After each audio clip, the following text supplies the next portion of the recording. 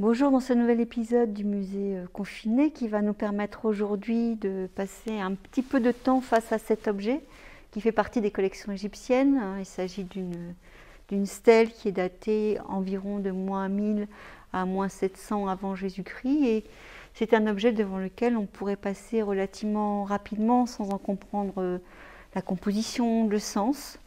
Donc c'est le petit exercice que nous allons essayer de faire ensemble aujourd'hui. Il s'agit d'une plaque de bois recouverte de stuc. Dans un premier temps, on va s'intéresser au cadre défini par les différents éléments que l'on peut observer. Nous avons en bas des lignes qui représentent la Terre, tout en haut le ciel, la voûte céleste. Et entre ces deux éléments, il y a deux espèces de cannes avec une sorte de forme de crosse. Ce sont deux des piliers ouas, ces piliers qui soutiennent la voûte céleste dans les cosmogonies égyptiennes. Nous avons deux personnages. À gauche, un personnage qui a une tête de faucon surélevée d'un disque solaire avec un corps momifié, et en face de lui, la représentation d'un personnage masculin debout.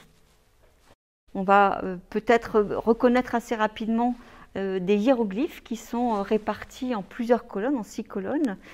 Et dans notre culture, on a un petit peu tendance à penser que ce qui est autour, ces représentations qui sont plus grandes, sont plus de l'ordre de l'image que du signe hiéroglyphique. Et en fait, du point de vue égyptien, tout cet ensemble de représentations sont des hiéroglyphes, c'est-à-dire des signes qui représentent quelque chose et qui même vont au-delà de la représentation puisqu'elles font exister ces choses dans une réalité.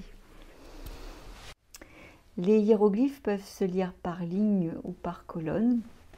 Dans chaque ligne ou dans chaque colonne, ils auront la même orientation.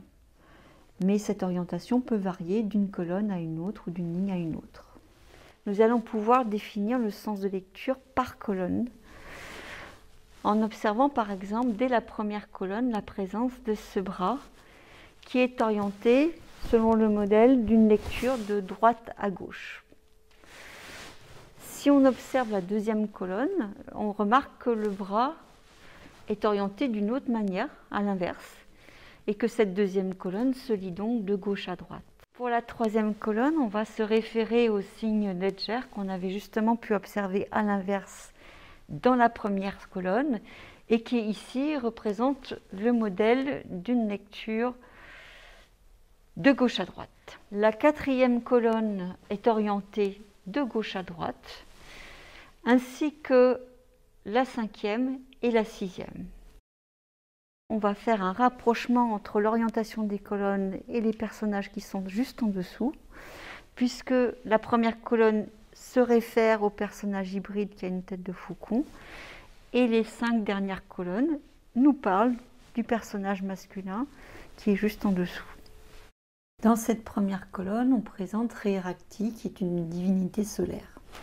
Sous celle-ci, le signe du ciel qui peut aussi se traduire comme au-dessus. Pour conclure avec cette colonne, le signe Netjer qui veut dire Dieu, que l'on voit représenté 3 fois. Ça ne veut pas dire qu'il y a 3 dieux, c'est juste un pluriel, puisque le pluriel se fait à partir de 3 en égyptien.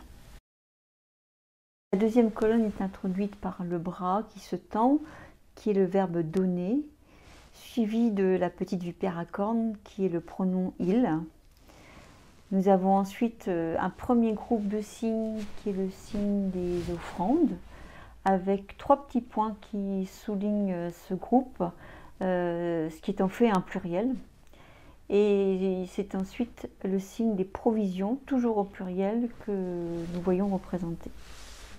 Par la troisième colonne que nous apprenons que le défunt représenté était un prêtre du clergé d'Amon, puisqu'il avait le titre de père divin du dieu Amon.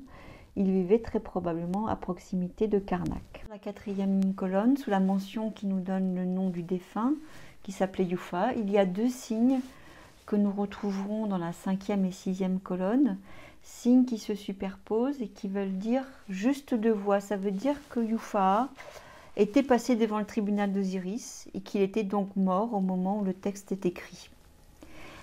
Un dernier petit signe ici, le signe de l'œuf, qui peut se traduire par fils d'eux. et qui va annoncer le prénom du père de Yufa. Le père de Yufa s'appelle Bien-Aimé Dehors. Lui aussi est passé devant le tribunal de l'Osiris. Lui aussi est le fils d'un autre personnage qui est donc le grand-père de Yufa, qui s'appelait Ransomes et qui évidemment lui aussi est juste de voix. En résumé, cette stèle est un acte de don d'offrande de Yufa, père divin d'Amon, à destination du dieu Ré Rakti qui est au-dessus des dieux.